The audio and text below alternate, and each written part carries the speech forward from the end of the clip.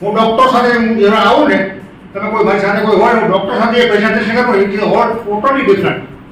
અને હું દેશી માણસો સાથે વાત જે કરું છું ને, તો આપણે નોર્મલ માણસો સાથે એ પણ ડિફરન્ટ હોય છે. તો આપણે એક વસ્તુ એ વિચારવાની છે કે સામેની પાર્ટીનું લેવલ કેવું છે એ પ્રમાણે આપણી વાતચીતનો મોડ બદલાઈ ગયો છે. તમારે સક્સેસ થવા માટે આપણું અલ્ટિમેટ રિઝલ્ટ શું છે? 100 પેઢી સામે 100 પેઢી. યસ ઓર નો? આ બધા એ માટે આવ્યા છે. આપણે એ જ કરવું છે ને કામ તો એ કરવું છે ને. તો એની માટે આપણે શું છે, અહીંથી ધ્યાન આપવાનું છે. નથી રોકાણ, નથી કોઈ ઉજાગરો, નથી ડિલિવરી આપવાની, નથી કોઈનો પૈસા હાથમાં લેવા. એ કોઈ પૈસા કોઈને હાથમાં લેશો નહીં. મારી રિક્વેસ્ટ તમને વધારે, કદી કસ્ટમરના પૈસા હાથમાં લેવા નહીં. ટ્રાન્સફર કરાવવા કંપનીમાં અથવા આપણા સ્ટોકિસ્ટના ગૂગલ પે થી મોકલી આપવાના. અને એ ગૂગલ પે થી સ્ટોકિસ્ટ કંપનીને મોકલે તો પણ એની સ્લીપ પેલી પાર્ટીને મોકલી આપવાની. એટલે એના મનમાં હું એક સાયકોલોજી ઊભી થશે કે ભાઈ XYZ, શું નામ આપું? રૂપેશભાઈ મારી આગળથી પૈસા લઈ ગયા અને એની મને સ્લીપ મોકલી, એટલે એ કાંઈ ખાઈ ગયા નથી વચ્ચે. આટલેનો સંતોષ થઈ જાય. શું થાય? બાકી હું તમને હમણાં 16,500 આપું ને, એટલે મારા મનમાં બેક ઓફ ધ માઇન્ડ એટલું ચાલતું હોય કે રૂપેશભાઈને આમાંથી 500 તો મળતા હશે કે 700 મળતા હશે. હવે મગજમાં એટલે આપણા કોઈના પૈસા હાથમાં લેવાના નથી. તમે તમારી ઇમેજ ખુદ બનાવો ને.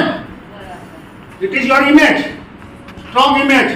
તો હું પૈસા લેતો નથી કોઈના. પહેલા કંપનીમાં ટ્રાન્સફર કરો, એની સ્લીપ મને આપો. It make your own image.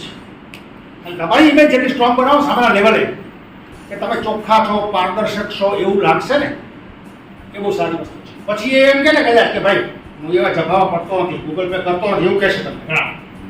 તો એવા લોકોને એમ કહેવાનું કે સાહેબ રોકડા આપો, કઈ વાંધો નહીં, હું પેમેન્ટ આપણે તમે હું સાથે જઈએ અને આપણે કેશ ડિપોઝિટ ભરી બેંક અને સ્લીપ આપણે ફોટો પણ લેવાનો, સ્લીપ આપી દઈએ. જો તમારી image, make your own image, તમારું સેલ 10% વધી જશે. પેમેન્ટ હાથમાં લીધું એટલે તકલીફ. બાકી કેશ પછી વસ્તુ એવી છે, અમુક લોકો એવા બી છે કે કેશ આગળ પછી લઈ ગઈ માથા ઉપર આપવાનો 7,000 તેવાળા અત્યારે આપી દે ને, હાથ એટલે એ તો બોલતો બંધ થાય. પછી કરશું હવે 2-4 દિવસમાં. પછી અમુક તો એવાય છે સ્ટોકિસ્ટને કે ભાઈ ઘણી મને થોડાક મને આપને, હું નાખી દઉં એટલે વાત કરતો એટલે એમ કરીને 10 દિવસ ખેંચે એ પૈસા. આ છે મારી ટીમમાં માણસો છે. આ don't do all this thing. હેરાફેરી નહીં કરો, બિલકુલ નહીં. સ્પષ્ટ રહો, પારદર્શક રહો, તમારી ઇમેજ પોતે બનાવો. કંઈક આ જરૂરી છે, કારણ કે આ સક્સેસના એક પાર્ટ છે, તમારી સફળતાનો એક રાજ છે. તો મોટી પોસ્ટ હોય જેનો પગાર 3-4 લાખ છે. પગાર કરતા કે એની ઓફિસ જોવે તો કલેક્ટર જેવી ઓફિસ, 4-20 તો ખુરશી પડી હોય, એટલું મોટું, આટલું તો 3 ડોરનું ટેબલ મોટું હોય, અહીંયા ભાઈ બેઠા હોય અને અમારે આટલેથી બેસીને વાત કરવાની. એક પીએચડી ડોક્ટર સાથે હેલ્થની જ્યારે વાત કરી, સિરિયસલી વાત કરી, વ્યવસ્થિત વાત કરી, પોસ્ટ ગમે તે હોય, પૈસા ગમે એટલા હોય, પણ હેલ્થ તો બધા સરખા છે, શરીર તો ભગવાન બધા સરખા છે. એ સાહેબે મને છેલ્લે મારું ફાઇનલ ડિસિઝન શું હતો આખી મીટિંગ પતી ગયા પછી, કે સાહેબ આ કંપનીમાં જે સારામાં સારી ક્વોલિટીની પ્રોડક્ટ આવી આપશે. એટલે અમે કીધું સારામાં સારી અમારી પાસે 19,300ની આવે, એનાથી ઉપર ખરી જોઈ તમે પૈસા મારા સમજે એટલે હું વિચાર છે. એક વાત કન્વિન્સ થાય ને માણસ તો એ શું કે સાહેબ આની કરતા ઊંચી આવે કોઈ? ના, આની કરતા સાહેબ ઊંચી આવે. આ ઊંચું લેવાના. અને આ બિઝનેસની અંદર ખૂબી મોટી હોય તો એ છે કે નથી આપણું ઇન્વેસ્ટમેન્ટ, નથી આપણે સાગર જોશી જેમ જવાબદારી ફેક્ટરી બનાવવાની કે એમાં મેગ્નેટ ક્યાંથી લાવવા, કઈ રીતે મૂકવા, એ બધું આપણી જવાબદારી નથી. આપણું કામ માત્ર કંપનીની ઇન્ફોર્મેશન જે છે કંપનીએ આપી છે એ કસ્ટમરને પહોંચાડવાની. એની માટે આપણી હવે ટ્રેનિંગો જરૂર છે. બીજું કઈ કામ છે નથી. આપણે શટર ખોલવાનું નથી, આપણે પંખો ચાલુ કરવાનો નથી, એસીનું બિલ આપવાનું નથી, આપણો કોઈ બોસ નથી, આપણે કોઈ ગલ્લો આપણો કયો છે બેંક એકાઉન્ટ આવે છે એમાં સીધા પૈસા. હા, આપણે આ ગલ્લો ખોલવાનો, કોઈ પેમેન્ટ પાછું આપવાનું એવું આવશે નહીં. તો આ બિઝનેસને થોડો સિરિયસલી સમજજો. હું બહુ પોઝિટિવલી વિચારું દરેક હોય. મારા મિત્ર વિજય નાયક છે, મારો ભાઈ વિકેશ મહેતા છે, જે 7 કરોડ વિજય નાયકની મીટિંગ ગયા વખતે કોઈ રવિવારની મીટિંગ હતી, 60-70 માણસ હતા નવસારીમાં. 7 કરોડ પ્લસ એની ઇન્કમ છે વિજય નાયક. જોરદાર તાળી એમના માટે.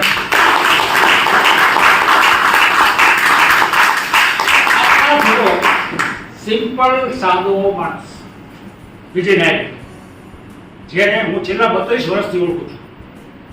બરાબર. બીજો એક્ઝામ્પલ આપું, મિતેશ મહેતા. મારો તો ભાઈ છે, પણ એ માણસ તમે ગમે તે વ્યક્તિને મળે એટલે સાવ સાદો જ લાગે. એ મિતેશ મહેતા, જેની ઇન્કમ 25 કરોડ થઈ છે,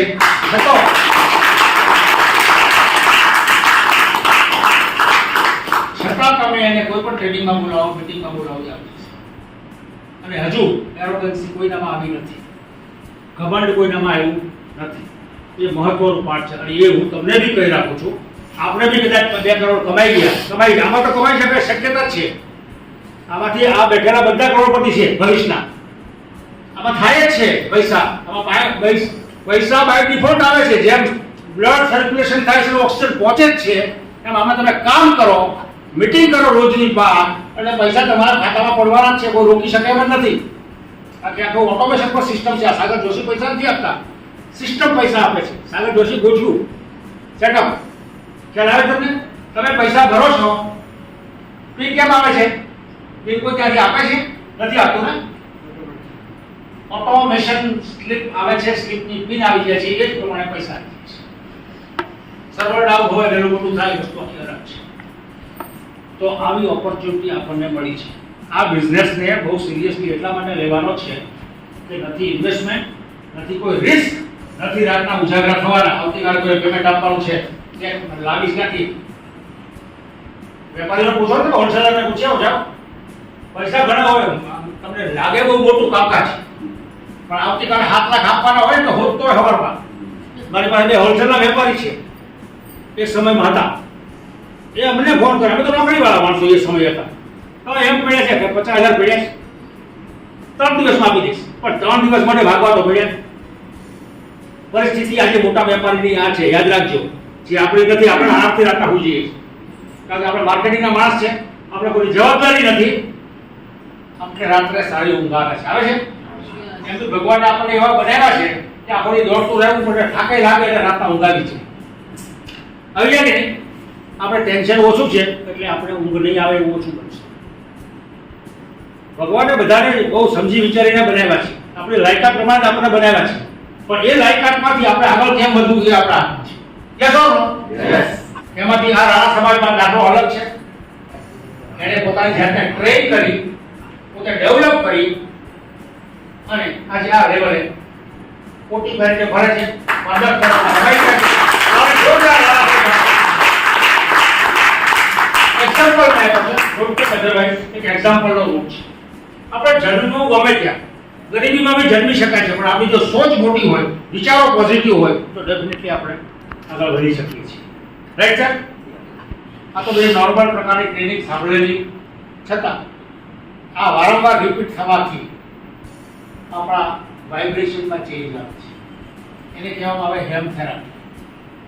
તમે જે વસ્તુ વારંવાર વિચાર્યા કરો, અથોડા વાગ્યા જ કરે માથા પર રોજ, તો તમને એ વસ્તુ ધીમે ધીમે પ્રાપ્ત થવા માંડે. ખ્યાલ આવે છે? હું તમને એક એક્ઝામ્પલ આપું. આ હ્યુમન સાયકોલોજી કેટલું છે? આમ તો 80% બીમારી અહીંથી જ હોય છે. 80% ડિઝીઝ ડોક્ટર કોઈ પૂછ્યું અહીંથી જ હોય. 20% પ્રોબ્લેમ ખરેખર તમે રાત્રે અહીંથી બહાર કોઈ એમ તમને કહેવામાં આવે કે રાત્રે 1 થી 3 વચ્ચે અહીંયા બહાર નીકળશો એટલે તમને ત્યાં વાઘ દેખાશે. ખરેખર ત્યાં વાઘ આવવાનો છે જ નહીં, શક્ય.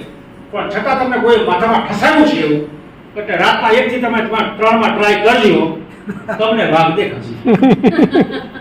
તમને વાઘ ન દેખાય તો આ મારી મૂછ થોડી ઘણી બચેલી છે એ બી કાઢી નાખો. એ બી કાઢી નાખો, ગેરંટી. કારણ કે તમને કોઈ ભૂસું ભરાઈ દીધેલું છે કે અહીંયા 1 થી 3 વચ્ચે એકલા જવાની વાઘ દેખાય છે, અને એને એકલા જ જવાનું છે. એ જણા વાત કરે એકલા જવાનું, અને એની ઇમેજિનેશન આવવા માંડે ત્યાં છે જ નહીં, પણ એને વાઘ ખરેખર દેખાય. વાઘ હોતો જ નથી, પણ એનો ચિત્ર સાંભળવાનું છે વાઘ. રાઈટ? તો અહીંયા તમે જે વસ્તુ ઠસાવશો એ વસ્તુ તમને મળશે. રાઈટ ઓર નો? આ રતિલાલભાઈ આટલા વર્ષોથી અમે ઓળખું છું, છેલ્લા 20 વર્ષથી ઓળખું છું. દરેક મીટિંગ, દરેક ટ્રેનિંગ એની હાજરી હોય. રતન ભાઈ જોરદાર તાળી.